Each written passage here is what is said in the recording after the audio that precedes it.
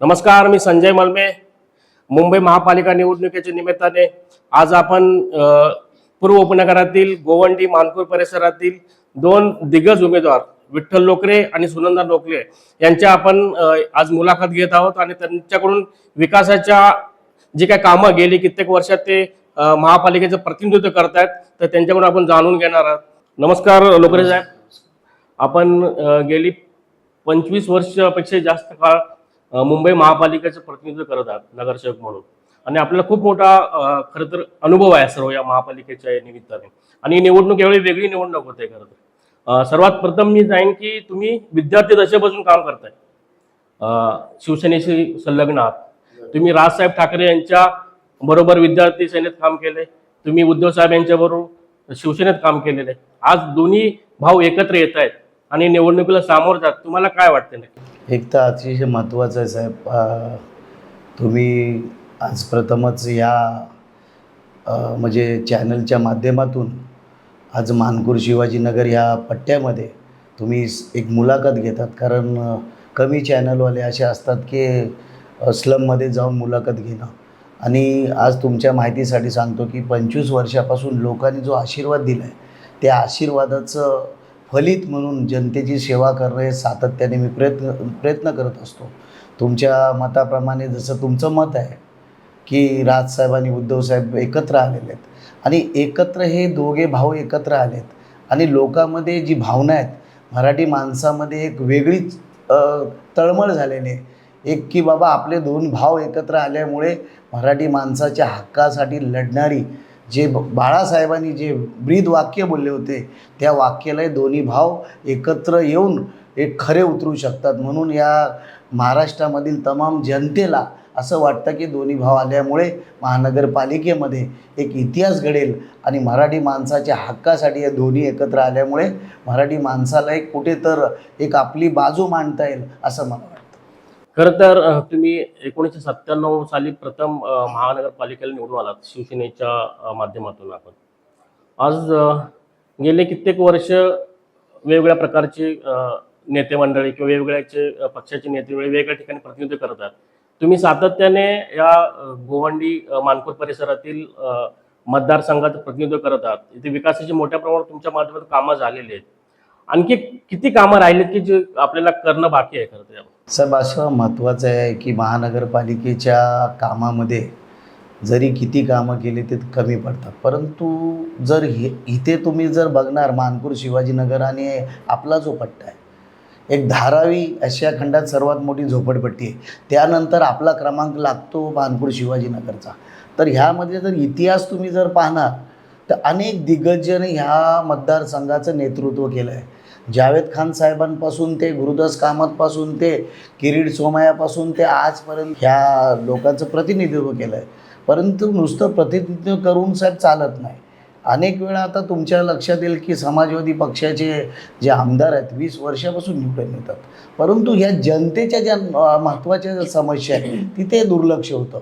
अनेक विषयावर त्यामध्ये बोलता येईल की म्हणजे तुम्ही नशाचा विषय आहे, डेव्हलपचा विषय आहे, टाउनशिपचा विषय आहे.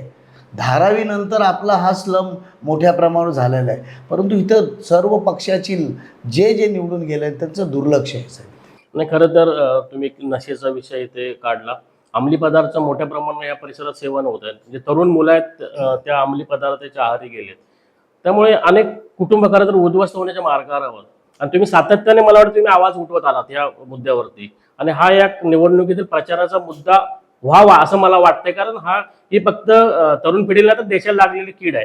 तर त्यावर तुमचं पुढचा प्लॅन काय असेल? कशा पद्धतीने तुम्ही काम कराल? साहेब बोलतानाच मी बोललो की रोड बनवणं किंवा एखादं गार्डन बनवणं किंवा एखादं पाईपलाईन टाकणं, त्याच्या व्यतिरिक्त हा अतिशय महत्त्वाचा मुद्दा आहे. 2019ला साहेब मी विधानसभेला जेव्हा उमेदवारी माझी जाहीर झाली त्यावेळेला हा माझा मुद्दा होता की नशामुक्त किंवा हे ड्रग्समुक्त हा मानपूर शिवाजीनगर करायचा आहे. पण त्यासाठी ज्या व्यक्तीला विधानसभेमध्ये जाऊन तो आवाज मांडायचा असतो, व इथे ज्या व्यक्तीने विधानसभेचं नेतृत्व 15 वर्षापासून केलं आहे पण ते कमी पडतात त्यांनी.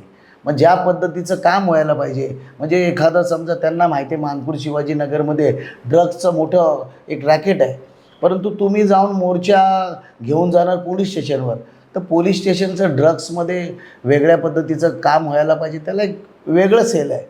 त्यानंतर माझं मत होतं त्यावेळेला की जर समजा हे ड्रग्स बंद करायचं, 3 महिन्याचीच मुदत मी घेतली होती.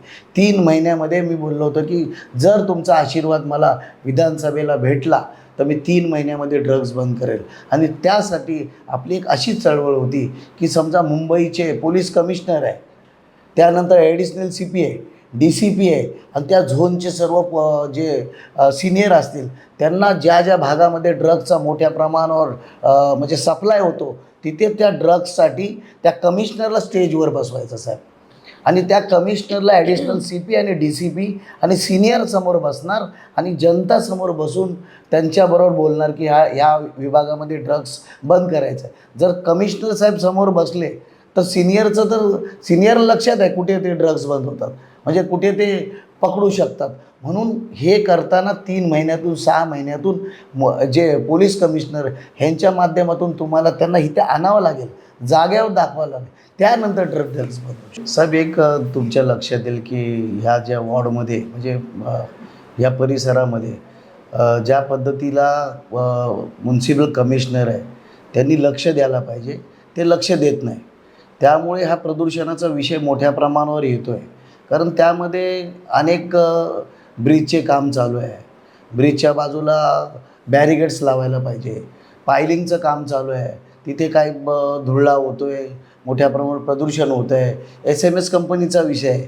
SMS कंपनी साहेब CRZमध्ये आहे, तरी SMS कंपनी त्या तिथल्या तिथे ठेवलेले आहे. आता काही संस्था बिचारे सुप्रीम कोर्टात हायकोर्टात गेलेले आहे, परंतु ते आजही मला वाटतं ते SMS कंपनी, काही प्रशासनाचे अधिकारी आणि काही वाटतं राजकीय पक्षाचा त्याला आश्रय असल्यामुळे SMS कंपनी हलत नाही. इथे जर प्रदूषण आपल्याला जर टाळायचं असेल मानपूरमध्ये, तर त्यामध्ये साहेब घाटकोपर लिंक रोडमध्ये तुमच्या लक्षात येईल की एकही झाड नाही. जर तिथे आपल्याला जर समजा 1 किलोमीटरच्या डिस्टन्समध्ये जर बघणार तुम्ही 60 ते 70 झाडं आपल्याला लावता येईल. आणि ती झाडं जर लावली आणि त्याला योग्य पद्धतीने त्या झाडाला जतन करायचा प्रयत्न केला तर ते साहेब ती झाडं जगली तर प्रदूषणामध्ये थोडंसं योगदान होईल.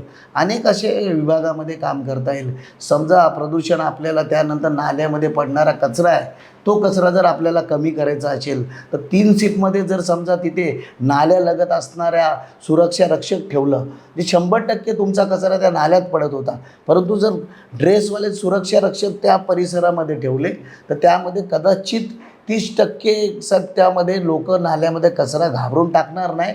70% होईल, परंतु ते तुम्ही करायचा प्रयत्न करायला पाहिजे. ते करायचा प्रयत्न प्रशासन करत नाही.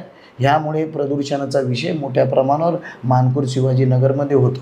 तुम्ही विजय झाल्यानंतर हा मुद्दा तुम्ही लावून धरणार साहेब 100%. कारण हा मोठ्या माणसांसाठी हा विषय नाही, लहान मुलं जे असतात त्यांच्यासाठी हा विषय एकदम घन आहे. कारण एखादा समजा मच्छर समजा माझ्या अंगावर बसला तर मी मारू शकतो, पण लहान मुलाला ते जर मच्छर चावला तर त्याच्या लक्षात कसं येणार.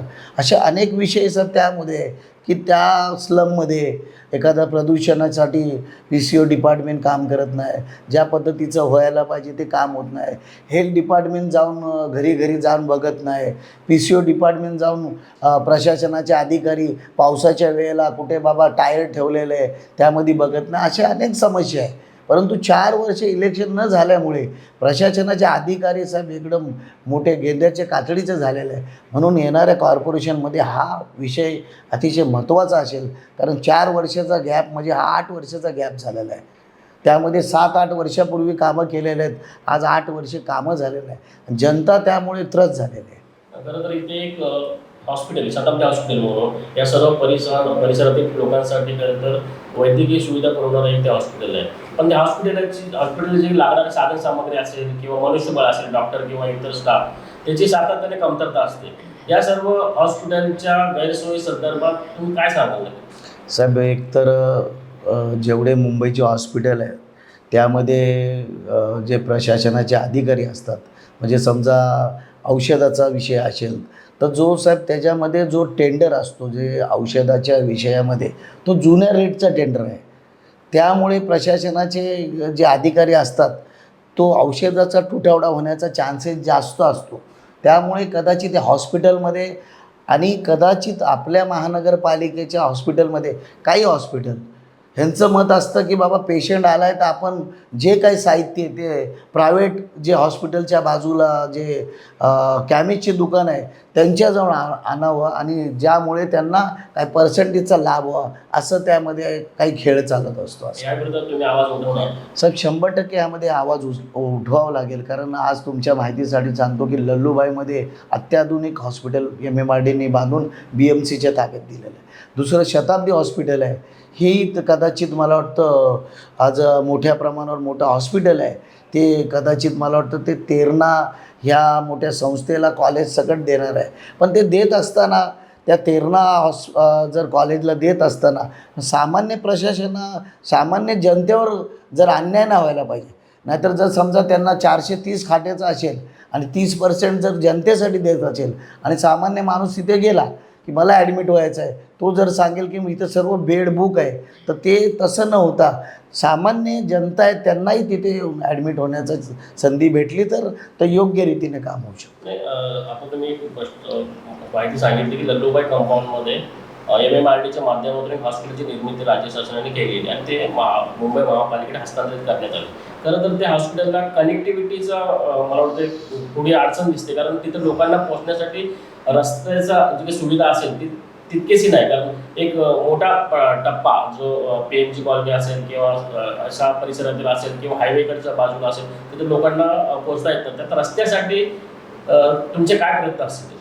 ज्या वेळेला MMRDने हॉस्पिटलचा प्रयत्न केला की एवढ्या 12,000 टेनामेंटसाठी त्यांनी मोठ्या प्रमाणात हॉस्पिटल केलं होतं, परंतु त्यांनी लक्षात ठेवायला पाहिजे की त्यांना कनेक्टिव्हिटी पाहिजे होतं. त्यांनी काय केलं, हॉस्पिटल बांधून सोडून दिलं, कारण कॉन्ट्रॅक्टरला ते पैसे द्यायचे होते आणि त्यामधून त्यांना हँडओव्हर BMCला करायचे होते. परंतु एखादा आता हॉस्पिटल एवढ्या मोठ्यावर 430 खाटेचं हॉस्पिटल आहे, टेंडर 2 वेळा झालं. त्या टेंडरमध्ये त्यांनी 11 कोटी रुपये वर्षाला भरायला दिलं होतं, 3 कोटी डिपॉझिट दिले होते, परत मग 15-15 वर्षाच्या लीजवर ते देणार होते. परंतु त्यानंतर त्या टेंडरमध्ये ज्या पद्धतीचा सहभाग व्हायला पाहिजे किंवा टेंडर प्रोसेसमध्ये भाग घ्यायला पाहिजे, टेंडर प्रोसेसमध्ये काही लोकांनी भाग घेतला नाही. परत त्यामुळे ह्याचं रिझनच ते आहे, जर कनेक्टिव्हिटी तुम्हाला 2 मिनटावर आहे, जर हायवे जर 2 मिनटावर असेल, एखादा समजा पेशंट साईनला न्यायचा असेल किंवा केमला न्यायचा असेल, एमर्जन्सी पेशंट असेल, तर तो ह्या लल्लूबाईच्या हॉस्पिटलला आणू शकतात. म्हणून आमचा प्रयत्न आहे, जे आमचे संजय भाऊ पाटील जे आमचे खासदार आहे त्यांच्या माध्यमातून आम्ही पोलीस कमिशनर रेल्वेचे कमिशनर आणि PWDचे अधिकारी आणि महानगरपालिकेचे अधिकारी यांना एक संयुक्त मीटिंग घेऊन त्या जो ब्रिज आहे तो एक छोटा फुटओव्हर ब्रिज म्हणजे वाहतुकीसाठी आणि त्यानंतर रेल्वेच्या बाजूला एक असा वे करणार आहे ज्यामुळे थेट वाहतूक या हॉस्पिटलला येऊ शकते आणि तो संपूर्ण त्या हॉस्पिटलला सुखसोयी भेटू शकतो. आपण वार्ड क्रमांक 142 मध्ये येऊया. 142 मध्ये महिला उमेदवार शिवसेना उद्धव बाळासाहेब ठाकरे, मनसे आणि राष्ट्रवादी शरद पवार या पक्षाच्या अधिकृत उमेदवार असलेल्या सुनंदाताई डोकरे यांच्याशी आपण संवाद साधूया.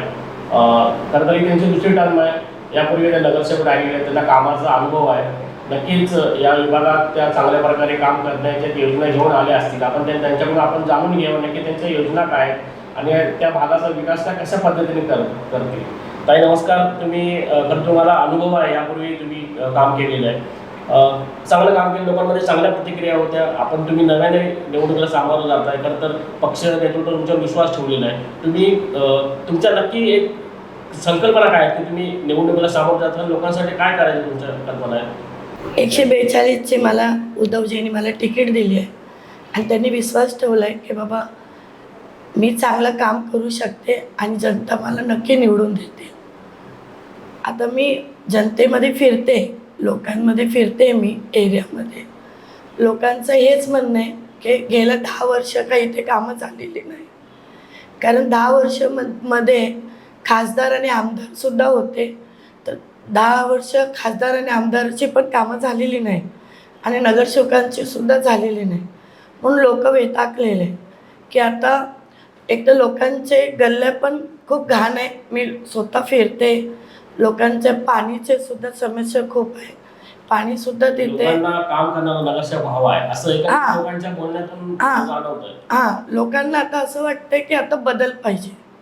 आणि बदल म्हणजे असं पाहिजे की चांगला नगरसेवक यायला पाहिजे. एरियाचं काहीतरी चांगलं विकास व्हायला पाहिजे.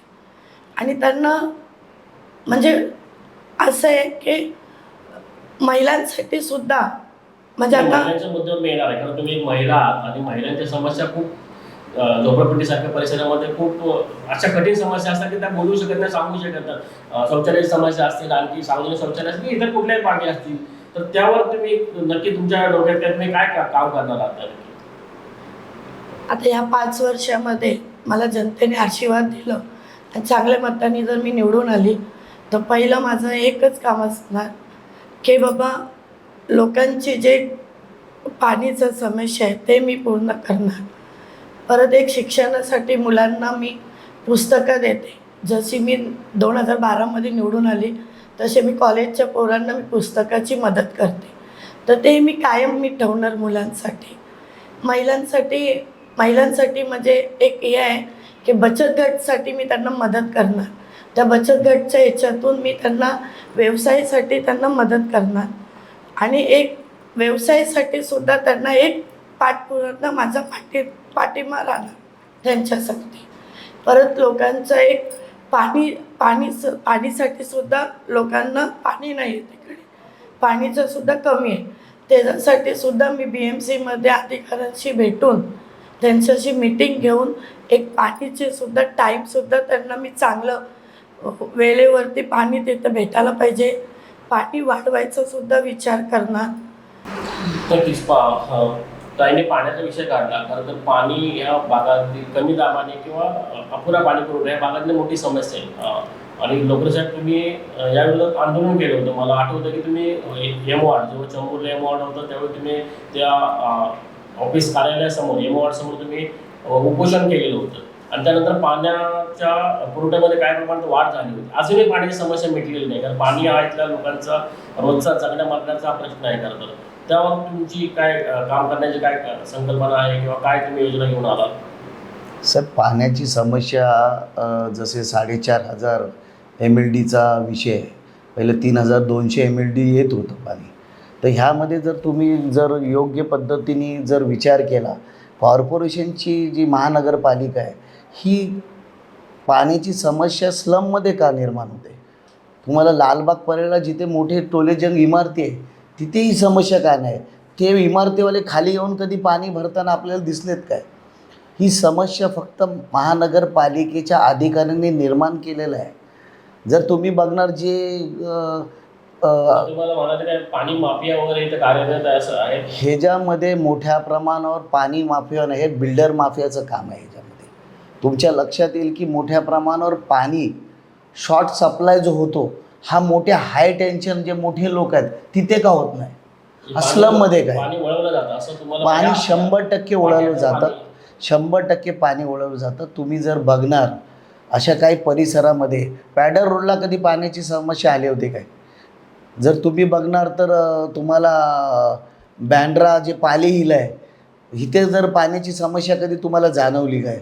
अनेक भागामध्ये साहेब पाण्याची समस्या जाणवली. मंत्रालयाच्या परिसरामध्ये कधी पाण्याची समस्या जाणवली काय की तिथे मोठ्या प्रमाणावर आंदोलन झाले की ऑफिसरचे खाली लोक आलेत? ही फक्त केलेली ही वेगळ्या पद्धतीची बाब आहे. परंतु त्यावर आपलं निरीक्षण राहणं महत्त्वाचं आहे. नगरसेवकचं कर्तव्य असतं की बाबा त्यामध्ये असणारं पाणी सप्लाय कुठे डायव्हर्ट केलं जातं काय? त्यासाठीच 3 दिवस आम्ही आमरण उपोषण केलं होतं. त्या उपोषणाचं फलित म्हणून स्वतः कमिशनरने एक पत्र दिलं की 119 MLD पाणी 132 MLD पाणी ह्या मानपूर शिवाजीनगरमध्ये यायला पाहिजे. त्यानंतर साहेब तुम्हाला सांगतो की पाण्याची समस्या कमीत कमी आपण 70% सोडवलेलं. परंतु ज्या भागामध्ये नगरचौक आहे त्या भागाच्या नगरचौकाचं कर्तव्य असतं की कुठल्या भागामध्ये कमी दाबाने पाणी येतं त्यावर आपल्याला त्याला पाहायला पाहिजे की कुठला वॉल ऑपरेट होतो आणि कुठे ते पाणी डायव्हर्ट होतं. जर डायव्हर्ट होत असेल त्यामध्ये आपण काम करायला पाहिजे. तो सप्लाय जर जास्त जात असेल तो डायव्हर्ट कसा करायला पाहिजे, त्या प्रशासनाच्या अधिकाऱ्याबरोबर तुम्ही बसून करू शकता. म्हणून हे पाण्याची समस्या त्या पाण्यावर तर मी PhD केलेलं आहे. अनेक विषयावरती साहेब मी काम केलेलं आहे की सप्लाय कसा असतो, कुठून सप्लाय येतो. अनेक लाईन साहेब किती वर्षाचे मी शोधून घेतलेले आहेत. त्या लाईनमधून सप्लाय कसा येतो, ते बटरफ्लाय जो त्याचा वॉल असतो तो वॉल कसा आतमध्ये फसलेला आहे, ज्यामुळे सप्लाय कसा पुढे जात नाही, तो वॉल ऑपरेट का होतो नाही होत, ह्याच्यावर साहेब आम्ही केलं आहे. मानपूर परिसरातील जो प्रभाग आहे 142 क्रमांक, हा खरं तर नागरी सुविधांपासून गेले कित्येक वर्ष वंचित आहे. 1997 मध्ये प्रथमच येथे शिवसेनेच्या रूपाने विठ्ठल लोकरे नगरसेवक मिळाले आणि तिथून इथे काम काय असतं किंवा महापालिकेच्या माध्यमातून काय कामे केली जातात याचा इथल्या लोकांनी अनुभव घेतला. आणि त्यानंतर आता गेल्या 1-1.5 दशकानंतर त्या प्रभागाचं नेतृत्व करण्यासाठी त्यांच्या पत्नी सुनंदाताई लोकरे तिथे निवडणुकीला उभे असणार आहेत, आता उभे राहिले आहेत. आपण त्यांच्याकडून जाणून घ्यावे की नक्की या भागातील समस्या काय आहेत आणि या समस्या सोडवण्यासाठी तुम्ही काय प्रयत्न करणार आहात. खरं तर आपण त्या भागातल्या प्रामुख्याने जी समस्या आहे, झोपडपट्टीचा भाग खूप मोठ्या प्रमाणावर होतोय. त्या भागात म्हाडाची कॉलनी आहे, PMG कॉलनी आहे. या कॉलनीमध्ये बऱ्याच काही समस्या आहेत. आता गेल्या कित्येक वर्ष सोडवल्या गेलेल्या आहेत. त्यासाठी एक चांगला लोकप्रतिनिधी तिथे हवा होता, पण दुर्दैवाने त्यांना लाभलेलं नाही. त्यामुळे त्यांच्या ज्या समस्या आहेत ते निरंतर आहेत. आपण सगळ्यात महत्त्वाची समस्या आपण त्यांच्याकडे जाणून घेऊया की पाण्याची समस्येबरोबरच शौचालयाची समस्या आहे. या 2 समस्यांवरती त्यांनी काम करण्यासाठी काही धोरण ठरवलं आहे का? तुम्ही नक्की त्या भागात काम करत असताना लोकांचा तुम्हाला अनुभव आला असेल, लोक सांगत असतील, तर त्या सर्व समस्या तुमच्या लक्षात आल्या असतील. गेले कित्येक वर्ष तुम्ही इथे काम करतात, फिरत आहात तुम्ही सगळं, तर त्या सोडवण्यासाठी तुमचं काय नक्की तुमच्या मनात काय कल्पना आहेत का, तुम्ही काय अभ्यास केलाय का? तसं मी आता 15 दिवस फिरते मी 142च्या वॉर्डमध्ये. तर जास्त करून महिला असल्याने तर महिला जास्त मला भेटतात आहे आणि महिलांचीच मीटिंग जास्त होते. तर प्रत्येक महिला मला हेच म्हणतात आहे की आमच्या इकडे बाथरूमची खूप समस्या खूप गंभीर आहे. म्हणजे जे 97मध्ये लोकरे साहेबांनी जे बाथरूम बनवले होते तसेच बाथरूम आहे अजून. म्हणजे त्याच्यावरती ते बाथरूम म्हणजे तोडून काय बनवलेलं नाही आहे नवीन. म्हणजे आता किती 10 वर्ष झाले. आमदार खासदार निवडून आले गेले, 2 नगरसेवक निवडून गेले, पण त्यांनी काही बाथरूम बनवलेले नाही आहे. आणि महिलांचं हेच म्हणणं आहे की तिथे बाथरूम नाही आहे. म्हणजे जैन नगरला आहे, सोनापूरमध्ये, आणि पूर्ण बाथरूम पूर्ण स्वच्छता पण नाही आहे तिथे. आणि रात्रीचे मला वाटतं 9 वाजताच बंद करतात आहे. तर सगळ्या महिलांचं हेच रिक्वेस्ट होती मला की मॅडम तुम्ही महिला आहे म्हणून आमचं खाली एक काम करा की आल्याबरोबर आहे ना आम्हाला बाथरूम व्यवस्थित करून द्या. आणि त्यांना मी वचन दिलं आहे की मी आल्याबरोबर तुमच्या आशीर्वादाने जर मी निवडून आली तर मी पहिलं हे बाथरूमचं काम करणार आणि रात्रीचं सुद्धा मी चालू ठेवणार आहे. कारण त्या लोक पूर्ण 9 वाजता बंद करतात आहे. तर महिलांचं हे म्हणणं आहे की काही जणांचं म्हणजे तब्येत बरी नसेल काय असेल तर रात्रीचं मग कुठे जाणार. मग मी त्यांना वचन दिलं आहे की बाबा मी बाथरूम व्यवस्थित बनवणार आणि बाथरूम असं बनवणार की तिथे बाथरूमसुद्धा यूज करता येईल. आणि काही महिला आपले जे कामाला जाणारे असतात त्यांच्यासाठी आपण तिथे एक वॉशिंग मशीनची सुद्धा मी सोय करणार, जेणेकरून त्यांना तिकडे कामाला जाणारे असतात त्यांना म्हणजे कपडे धुवायला वेळ नसतात तर ते वॉशिंग मशीनसुद्धा ते लोक यूज करू शकतात. मग त्यांना ती सोय करून मी एक देणार. दुसरं एक अशी पूर्ण स्वच्छता नाही आहे तिकडे. म्हणजे प्रत्येक गल्लीमध्ये दत्तवस्ती जे महानगरपालिकेची जी दत्तवस्ती असते तिथे कोणाचंही लक्ष नाही.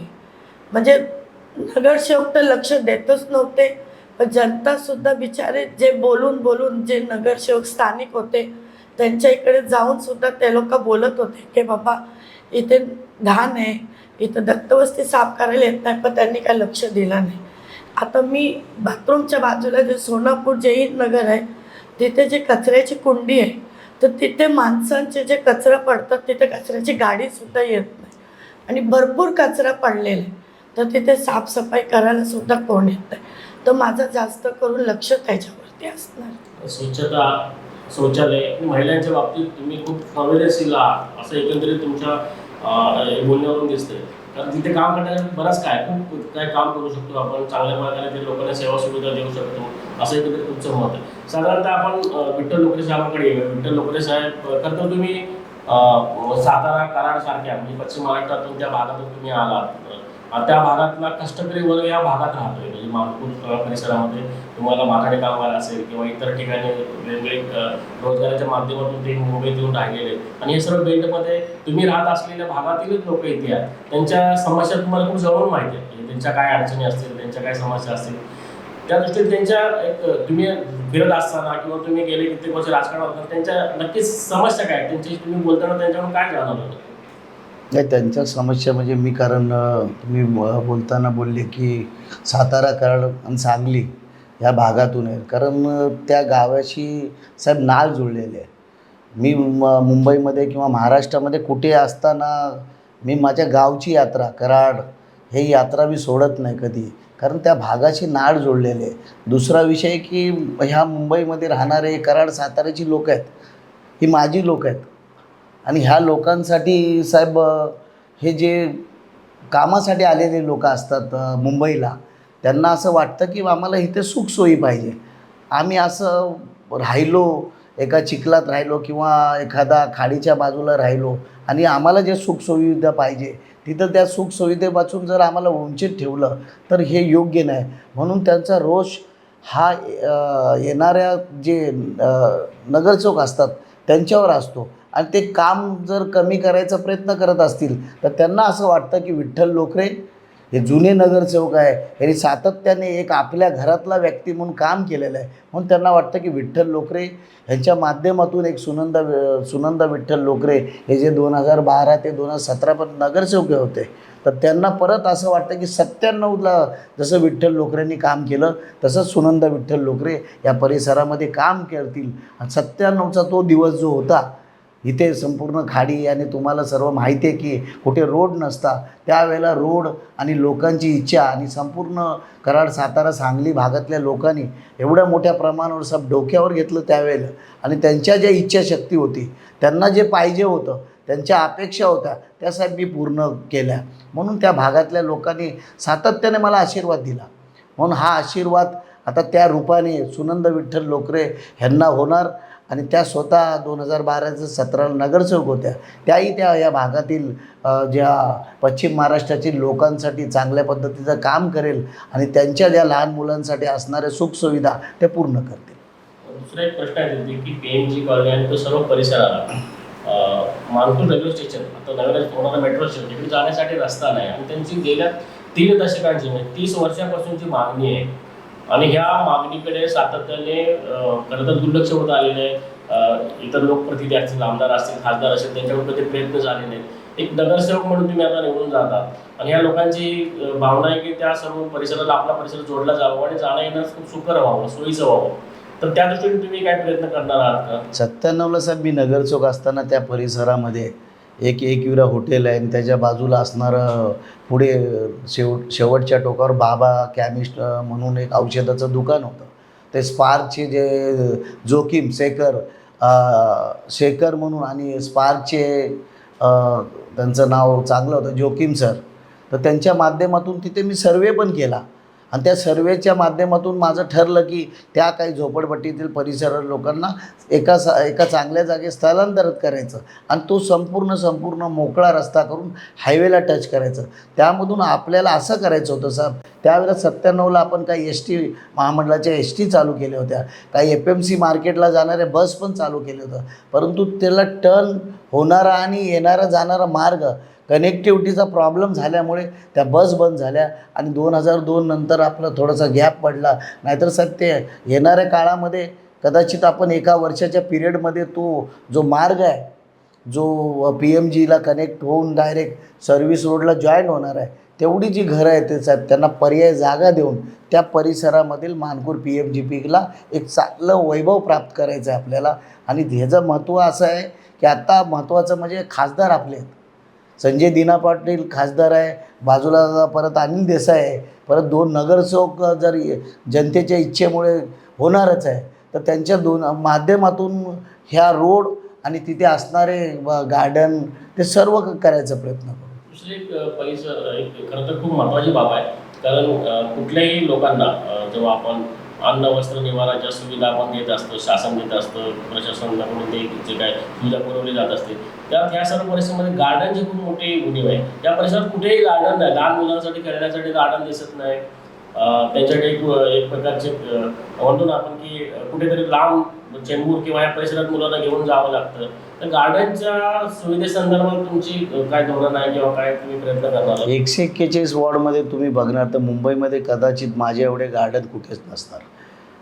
ह्या DP सीटमध्ये अनेक गार्डन मी शोधले त्यामध्ये, आणि ते BMCच्या ताब्यात देऊन परत त्याला जे गार्डन सेल आहे त्यांच्या माध्यमातून मी फंड आणून चांगले गार्डन मी तिथे बनवलेलं आहे. पण 141ला हा मोठा प्रॉब्लेम आहे, 142ला हा मोठा प्रॉब्लेम आहे. तर 142ला माझं मत असं आहे की जे PMGP 90 फीट रोड आहे तिथे हाय टेन्शन आहे. हाय टेन्शनला बफर झोन आहे, नाल्यालगत असणारा बफर झोन आहे. त्या बफर झोनमध्ये सर मी 141ला मी तो प्रयोग केलेला आहे. तुम्ही जर बघणार तर मानपूर पोलीस स्टेशनच्या परिसरामध्ये बफर झोन आहे, तिथे मी मोठ्या प्रमाणावर मी गार्डन बनवलं आहे. तसंच सुंदर गार्डन कदाचित मला वाटतं एक 3 एकरच्या ह्याच्यामध्ये त्या जे बफर झोन आहे, इमारत क्रमांक 32 जे BSTचं क्वार्टर्स होतं आणि 52 त्याच्या संपूर्ण समोरच्या समोर ते जे बफर झोन आहे हाय टेन्शनच्या खाली, तिथे एक मोठं गार्डन बनू शकतं तिथे. दुसरं एक गार्डन चिकोवाडीला आहे, ते हँडओव्हर करून घ्यायचं आहे. तेही मोठं गार्डन आहे, परंतु ते नगरसेवकांनी लक्ष द्यायला पाहिजे. असे 2 सुंदर गार्डन साहेब आपण लोकांना बनवून देऊ, आणि त्या गार्डनमध्ये ज्येष्ठ नागरिकसाठी एक वेगळ्या पद्धतीचं एक त्यांना एक बसायला भेटेल असं एक आपण तिथे सिटिंग करू, आणि ओपन जिम आहे, त्याच्यामध्ये लहान मुलांची खेळणी आहे. असं सर्व प्रयोग त्या टाटा पॉवर हाय टेन्शनच्या बाजूला असणारा, तुम्ही नवी मुंबईला बघा ना, अनेक हाय टेन्शन खालीच गार्डन झालेलं आहे, परंतु ते एवढा मोठा प्लॉट आहे कोणाच्या नजरेत नाही. आणि टाटा पॉवर हाय टेन्शनच्या खाली रेड झोन असतो, म्हणजे ग्रीन झोन असतो, त्या ग्रीन झोनच्या खाली आपण बनवू शकतो. त्यामुळे त्या दोन्ही गार्डन एक आपल्या इथे चिकोवाडीला तिथे हँडओव्हर करून घेणार, आणि दुसरा ह्या इमारत क्रमांक 32 आणि BST क्वार्टर्स 52च्या समोर आपण तिथे गार्डन बनवतो. 142 मध्ये अनेक नागरिक समस्यांचा अभाव आहे. खरं तर सोनलताई लोकरे इथून निवडणूक लढवितात, आणि लढवत असताना खरं तर त्यांनी 5 वर्ष यापूर्वी काम केलं असल्यामुळे त्यांना कामाचा अनुभव आहे. या भागातील ज्या समस्या त्याने मागील काही महिन्यांमध्ये त्यांनी दौरा करून फिरून लोकांशी संवाद साधून जाणून घेतलेले आहेत. कोणत्या 5 समस्या आहेत ते प्राधान्याने सोडवणार आहेत ते आपण जाणून घेऊया. तर कुठल्या अशा 5 समस्या आहेत तुम्ही त्या प्राधान्याने सोडवणार आहात? जनतेच्या आशीर्वादाने जर मी निवडून आले तर माझे 5 कामं अशी असतील की पहिलं मी मुलांच्या म्हणजे सगळ्या मुलांच्या शिक्षणावरती मी लक्ष देणार, त्यासाठी आपल्याला शाळा बनवायची आहे. दुसरं मुलांच्या हेल्थवरती लक्ष देणार, जेणेकरून आपला आता ललूबाईमध्ये जो हॉस्पिटल बनला आहे तो अजून चालू झालेला नाही आहे, पण निवडून आल्याबरोबर 20-25 दिवसामध्ये मी ते चालू करायचा प्रयत्न करेन. आणि महिलांसाठी मी तिसरं माझं असणार महिलांसाठी बचत गटचा, जेणेकरून त्यांना व्यवसायासाठी मदत करणार. आणि चौथा माझा असं असणार की प्रत्येक महिन्याला मी शिबिर घेणार जे हेल्थसाठी, जे आपल्या शिवाजीनगर विधानसभेमध्ये तुम्हाला माहिती असणार की डम्पिंग आहे इकडे, आणि SMS कंपनी आहे, त्याच्यामुळे भरपूर प्रदूषणसाठी लहान लहान लेकरांना TBचा त्रास होतो. त्याच्यासाठी मुलांचा सगळ्या याच्यावरती मी शिबिर घेणार आणि हेल्थवरती लक्ष देणार. आणि 5वा माझा असं असणार की युवासाठी मी प्रत्येक महिन्याला किंवा 3 महिन्याला त्यांच्यासाठी मी जॉबसाठी शिबिर घेणार, मेळावा घेणार, की जेणेकरून त्यांनी कुठच्या नशेत म्हणजे कोणाच्या संगत लागून त्यांच्या नशेच्या हाई नाही जायला पाहिजे, म्हणून मी त्यांच्यासाठी जॉबचं शिबिर घेणार. आपण 141 वॉर्डमध्ये अशा काही 5 समस्या आहेत आणि त्या प्राधान्याने सोडवणार, त्यासाठी आपण विठ्ठल लोकरे यांना विचारूया. कारण त्यांना कामाचा मोठा अनुभव आहे. जनतेचं खरं तर त्यांनी बघा मोठ्या कामं केलेली आहेत. जनतेचा पाठिंबा त्यांना दिसतोय.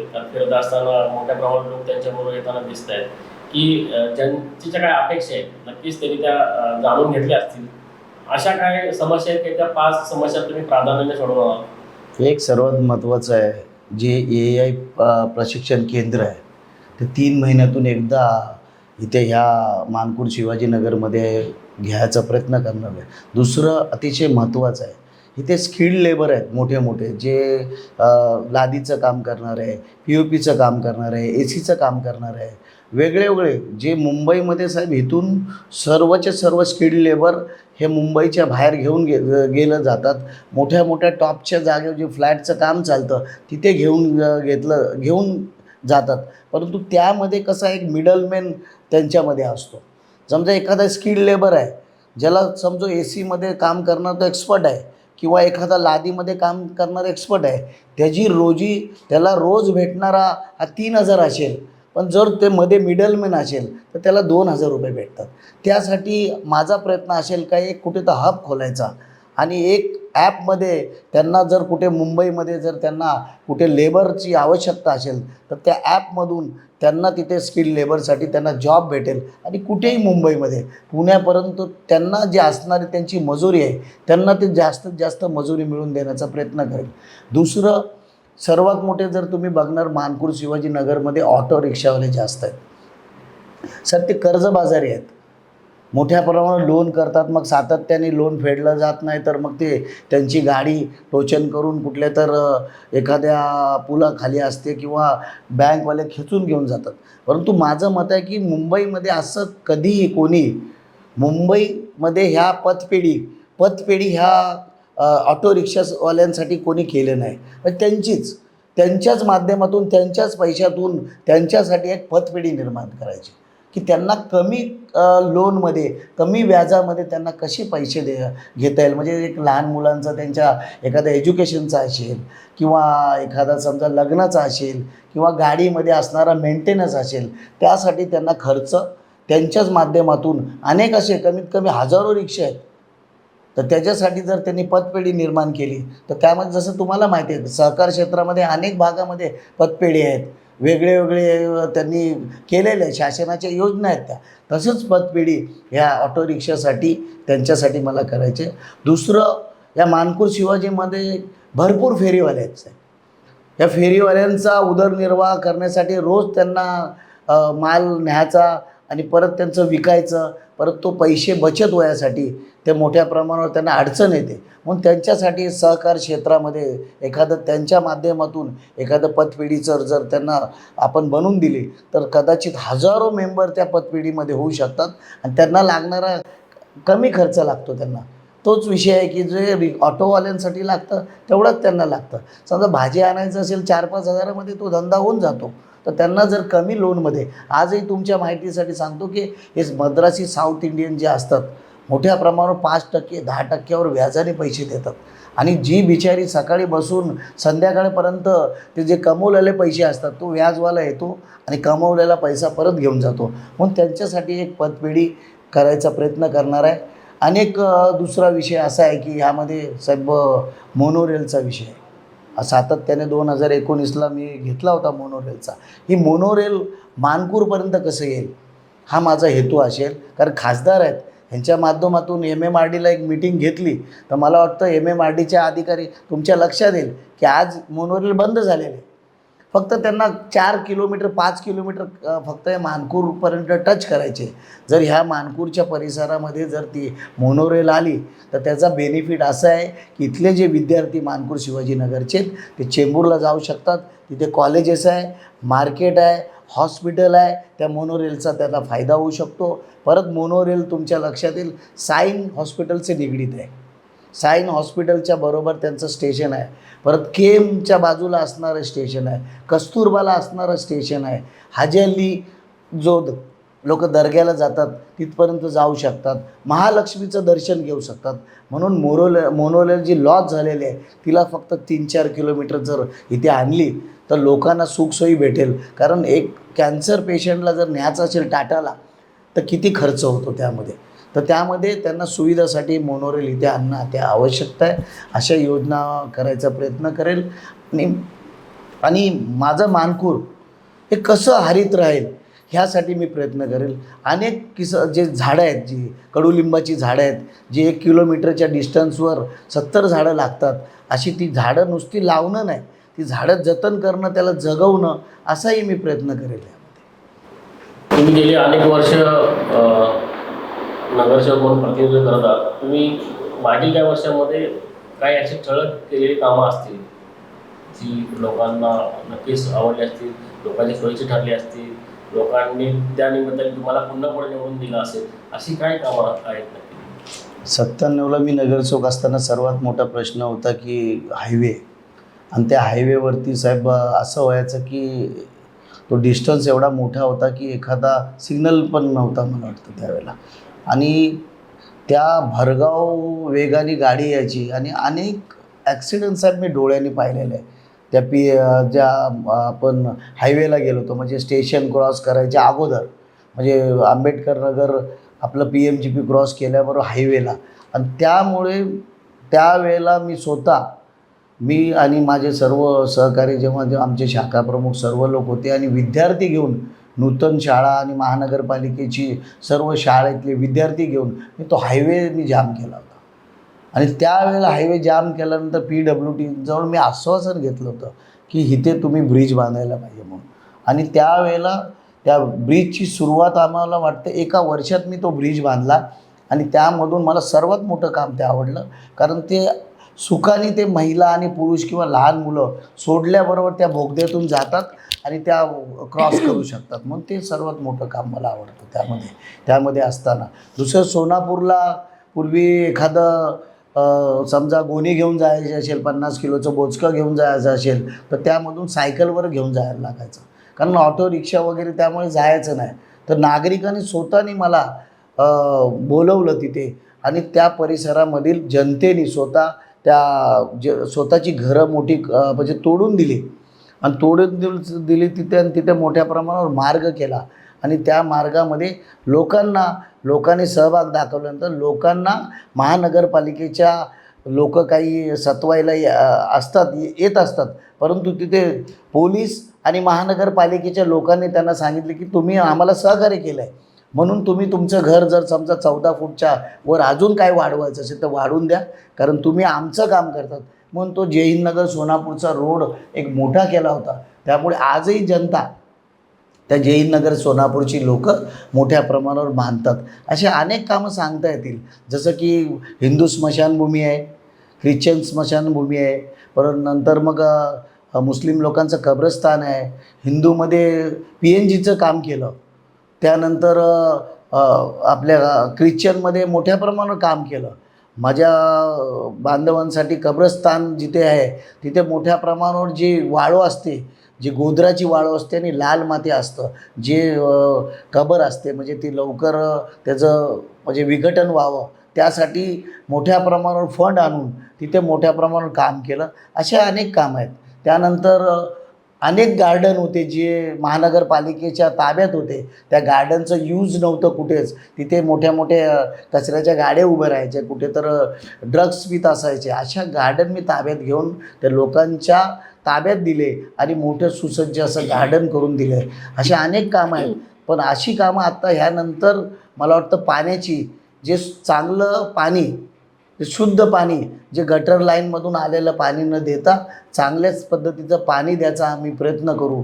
आणि अनेक कामं तुम्हाला साहेब म्हणजे मोजता येतील. जसं त्यावेळेला एस टी आम्ही स्वतः या PMGPमध्ये आणले. त्यानंतर मग दुसऱ्या BST तिथे आले. मग मला आठवतं आहे की मला वाटतं ते त्यावेळेला BSNL होतं, नाही BSS होतं. ते वीज बिल केंद्र, जे लोकांना चेंबूरला जायचं जात होते, परंतु आम्ही स्वतः लोकांच्या हितासाठी तिथे एक केंद्र ओपन केलं. ते अशा अनेक कामं त्यामध्ये केले. यापुढे आपण 5 वर्ष नगरसेवक म्हणून प्रतिनिधित्व केलेलं आहे. आपण आपल्या विभागात काही कामं केली असतील, ती जी काही कामं आहेत ती लोकांना नक्कीच आवडली असतील, लोकांनी त्याला नक्कीच प्रतिसाद दिला असेल. आणि त्या कामांच्या जोरावर तुम्ही त्यानंतर तुमचे पती विठ्ठल लोकरे साहेब पुन्हा निवडून आले, आज पुन्हा तुम्ही निवडणुकीला सामोरं जातात. अशी कोणती 5 कामं आहेत की तुम्ही जी लोकांना भावली असतील? मी 2012ला नगरसेविका होती. वॉर्ड क्रमांक 137 होता. ते पहिलं काम म्हणजे असं होतं की मुलांसाठी मी टेक्स्टबुक दिले कॉलेजची, म्हणजे पुस्तका, म्हणजे वर्षभर ते 11वी ते 15वीपर्यंत पोरं शिकतात. म्हणजे 1 वर्ष 11वीचे घेऊन गेले की पास झाल्यानंतर ते आणून देणार, 12वीचे घेऊन जाणार. असं करून एक मुलगा 15वीपर्यंत तो शिकला.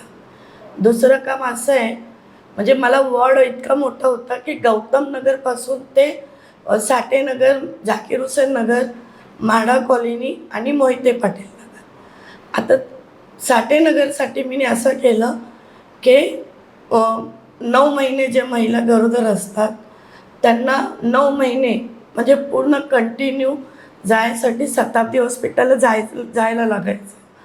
मग ते गरिबी आहे, म्हणजे झाकीर हुसेन नगर, साठेनगर म्हणजे पूर्ण गरिबी, असं काही पूर्ण स्टँडर्ड एरिया नाही आपला, स्लम एरिया.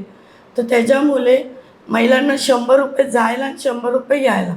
मग त्यांच्यासाठी मी तिथेच साठेनगरमध्ये दवाखाना खोलला आणि त्यांना पूर्ण 9 महिने तिथे तपासणी चालू झाली आणि सोनोग्राफी पण चालू झाली, एक्सरा पण काढायचं चालू केलं आणि ब्लड टेस्ट पण चालू केलं.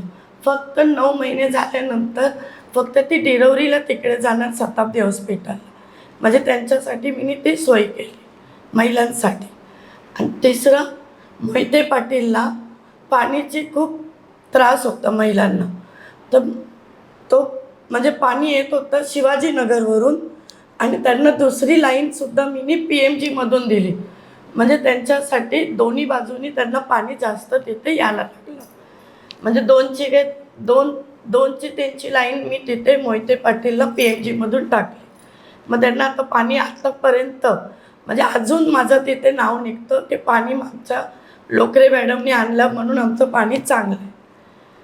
आणि देवनार कॉलनीमध्ये मला वाटतं 3-4 गार्डन झाले. म्हणजे एक देवनार कॉलनीमध्ये गार्डन झालं, झाकीर हुसेन नगरमध्ये गार्डन झालं आणि एक ट्रँडिस कॅम्प संजय गांधी नगरमध्ये गार्डन झालं आणि एक साठेनगरमध्ये गार्डन बनवलं. असे करून 4 गार्डन बनवले आणि 4ही गार्डनला मी नावं दिलेली. म्हणजे एक स्वामी समर्थ नाव दिलं, एक अब्दुल कलाम दिलं आणि एक संत रोहिदास दिलं आणि अण्णाभाऊ साठे दिलं, लोकशाही अण्णाभाऊ साठे दिलं. म्हणजे अशी कामं माझी दिलेली आहे, केलेली आहे. आणि लोक अजून नावं काढतात आहे की लोकरे मॅडमनी खूप छान कामं केली आहे. आणि त्यांना आता माहिती पडलं सर्वांना की 142मध्ये मी उभी राहिले. तर लोक म्हणजे जे लोक 142च्या लोकांना ओळखतात तर ते स्वतःहून त्यांना सांगतात आहे की लोकरे मॅडमला मदत करा, कारण लोकरे मॅडमनी खूप चांगलं काम केलेलं आमच्या इकडे. आणि त्यांचे मिस्टर 97मध्ये नगरसेवक होते, त्यापासून अजून 35 वर्ष झाले ते नगरसेवक आहे. म्हणजे त्यांचंसुद्धा खूप चांगली काम आहे.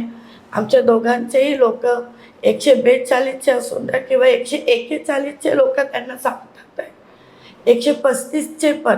म्हणजे माझे जे वॉर्ड होतं तो 3 वॉर्ड झाले, म्हणजे 140, 135 आणि 141.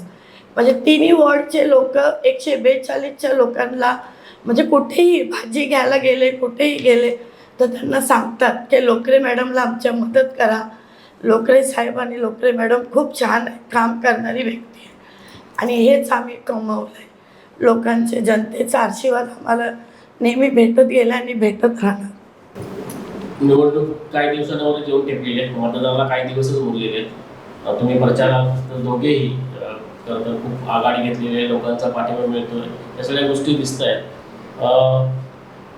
तुम्हाला शुभेच्छा तर आहेतच, तुम्ही विजय व्हाल असं सर्व विभागातील जनतेची इच्छा आहे. त्यांच्या तुमच्याकडून काही अपेक्षाही आहेत, त्या नक्कीच तुम्ही पूर्ण कराल. जाता जाता इतकंच विचारेन की तुम्ही मतदारांसाठी म्हणजे भागातील नागरिकांसाठी तुम्ही काय संदेश द्याल? मी इतकंच सांगणार जनतेला की आता तुम्हाला संधी आहे, ही संधी सोडू नका. 10 वर्ष काही कामं झालेली नाही आहे, तर आपला पूर्ण नगराचा विकास करून घ्या. जे काही कामं झालेली नाही आहे ते कामं करून घ्या. मुलांचं भविष्य बघा, पुढच्या भविष्यासाठी विचार करा आणि आपल्याला चांगलं म्हणजे पूर्ण एरिया 142चा एरिया मला खूप चांगलं म्हणजे जनतेने जर आशीर्वाद दिलं आणि त्यांच्या आशीर्वादाने जर मी निवडून आली तर मला एवढंच सांगायचं जनतेला की मला खूप चांगली कामं करायचे, तुमची जी कामं राहिली आहेत ती मला पूर्ण करायचे आणि फक्त चांगला विचार करा की आपल्याला आता काय करायचं आहे. या 5 वर्षाची संधी सोडू नका. बस एवढंच विचार बोलायचं आहे जनतेला. 142 आणि 41 वॉर्डच्या जनतेना ते तर आशीर्वाद देणारच आहेत, कारण सातत्याने 25 वर्ष जनतेने मला आशीर्वाद दिलेला आहे आणि त्या जनतेला आपल्याला जे देणं असतं ते 1 कोट देतात, परंतु त्यांना 4 पटीने आपल्याला त्यांना देणं असतं. म्हणून जनतेसाठी एकच सांगेल की तुम्ही आपला कोण, आपल्या सेवेसाठी राहणारा कोण व्यक्ती आहे आणि आपल्याला वेळ देणारा कोण आहे. का दिखाव्याचं राजकारण करणाऱ्या व्यक्तीला आपल्याला निवडून द्यायचं आहे, का एखादी साडी वाटून वोट घेणाऱ्या व्यक्तीला निवडून द्यायचं आहे, हा तुम्ही विचार करणं अति महत्त्वाचं आहे. माणसांना आपल्याला निवडून द्यायचं आहे की काम आपल्याला सुविधा देऊन आपलं काम करून घेणाऱ्या व्यक्तीला तुम्हाला निवडून द्यायचं आहे. तुमच्या लक्षात आलं पाहिजे की सातत्याने ज्या व्यक्तीने इथे 12 वर्षाचा कार्यकाल म्हणजे 1 टर्म स्वतः आणि दुसरं नंतर भाऊजाईला निवडून द्यायचा प्रयत्न केला, तो एक मोठा गॅप त्या 142 वॉर्डमध्ये झाला आहे. आणि तो गॅप जर भरून काढायचा असेल आपल्याला, तर लोकांना परत त्यांना चांगल्या सुविधा द्यायच्या असेल तर आमच्यासारखे जनतेमध्ये मिसळून देणारे जे उमेदवार असतात, जे सातत्याने लोकांमध्ये फिरत असतात, अशा व्यक्तीला तुम्ही निवडून द्यायला पाहिजे. कारण आम्ही असं समजतो की निवडून दिल्यानंतर हे माझे कुटुंब आहे आणि त्या कुटुंबाची जबाबदारी कुटुंब प्रमुखच घेऊ शकतो. म्हणून जनतेमधून मिसळणाऱ्या लोकांना तुम्ही निवडून द्या. म्हणून आज तुम्हाला मी अपील करतो की 142मधून सुनंदा विठ्ठल लोकरे हे जे 2012 ते 2017ला होते, त्यांचा स्वतः अनुभव चांगला आहे. स्वतः मी सातत्याने 5 टर्म नगरसेवक म्हणून निवडून येतो. 141पासून ते PMGP कॉलनीपासून ते साठेनगर, कमलारामन नगर, रफिक नगर ह्या पट्ट्यामध्ये मी निवडून आलेलो आहे. म्हणून माझा अनुभव आणि सुनंदा विठ्ठल लोकरेचा अनुभव हे जनतेच्या हितासाठी आम्ही दोघे मिळून तुमची सातत्याने सेवा करू. तुमचा आशीर्वाद आमच्या दोघांच्या मागे राहून द्या. कुठल्याही तुमच्या आशीर्वादाला आम्ही तडा जाऊन देणार नाही आणि तुमची सेवा ही सातत्याने आम्ही चांगल्या पद्धतीने करू. तुम्ही फक्त लक्षात ठेवा, एवढंच मी सांगेन.